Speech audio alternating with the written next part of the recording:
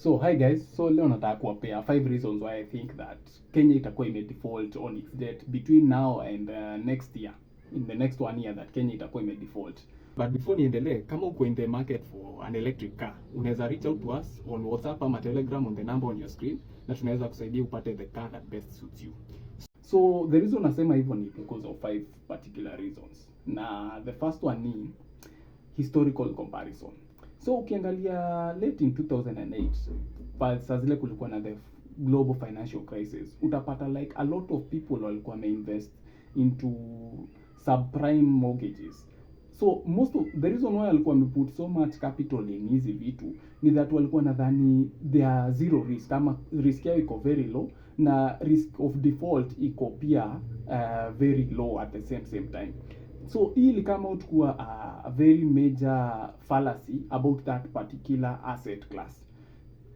Venye ilipitishwa tu hivi, like venye ilianza cascade ama kuanguka, ili pull the whole economy down with it, because so much capital ilikuwa tied to easy subprime mortgages. I think tuko at risk for the very same thing to happen in Kenya. Ukiangalia especially the amount of capital that most institutions, either government ama pension funds ama SACCOs, most of our capital sahi inaallocatiwa into all these government bonds ambazo I don't think zitakuwa worth much if in case a default happens.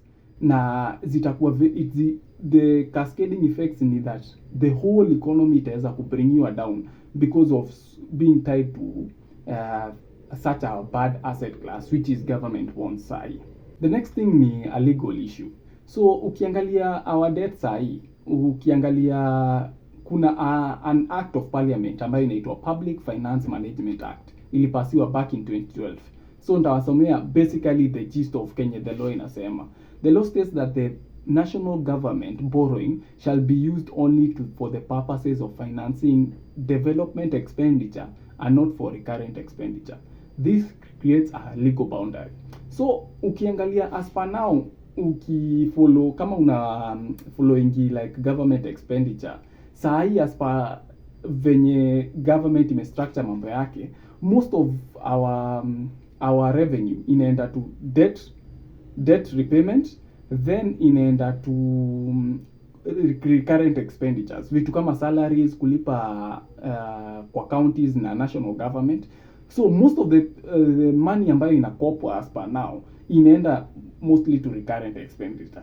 So at a fundamental level, hiyo kitu ni already a legal quagmire ama ni a legal hurdle ambayo someone ambaye can look into that anaweza sema hiyo debt hatutalipa because it's illegal, ama for lack of a better word odious in another term ambayo some people are playing with. The third thing ni fiscal policy. So fiscal policy basically inanika kusema government policies ama how government inatumia pesa. So every time ukiangalia the government, kama uliona recently the president alikuwa the state house ilikuwa under fire that wame already use most of their expenditure and wako na some of the highest expenditure in comparison with the world. Na if it was only state house ingekuwa okay, but in a package all through government entities. So watu kutumia rasilimali za serikali vibaya ini problem ambayo ina go around everywhere, ama iko in all systems of government. So ukiona like already mko na debt strained, yet venye mnatumia hizo pesa mmepatiwa mnatumia in a very careless way, hiyo ni another factor that ina play into sisi the likelihood of siku default kuwa juu. The next thing ni that kutakuwa na a lot of social unrest. So watu wanatumia government resources vibaya, the more kuna the likelihood that kutakuwa na some kind of unrest in the country.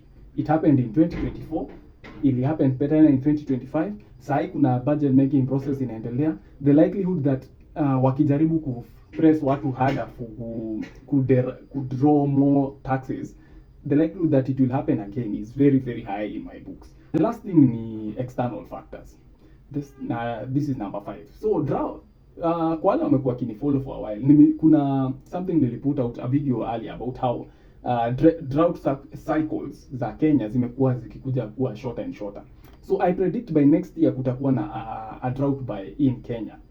Sahi kunanyesha, but by next year nikifollow the data ikuwa inaonyesha next year kutakuwa na a major drought in Kenya. So hiyo drought ita affect mostly the price of food. Na price of food ni one of the things ambazo like ina causing the biggest inflation especially in this country. So hiyo ni factors ambazo zita feed into the whole system ya kuweza kurepay most of our debts. So ukicombine all those factors, the likelihood that the government itaweza ku sustain all those shocks is very difficult. So hiyo ilikuwa basically my thinking of why within the next 1 year the likelihood that the government itakuwa ime default is very high. But there are ways wewe kumitigate ama kujaribu kujikinga na some of these things, na kama unaweza taka kuzijua unaweza follow me on my Substack, nitakuwa nimelink on my social medias, na unaweza pata all the ways ama possible ways ya kujaribu kumitigate all this uncertainty and risk.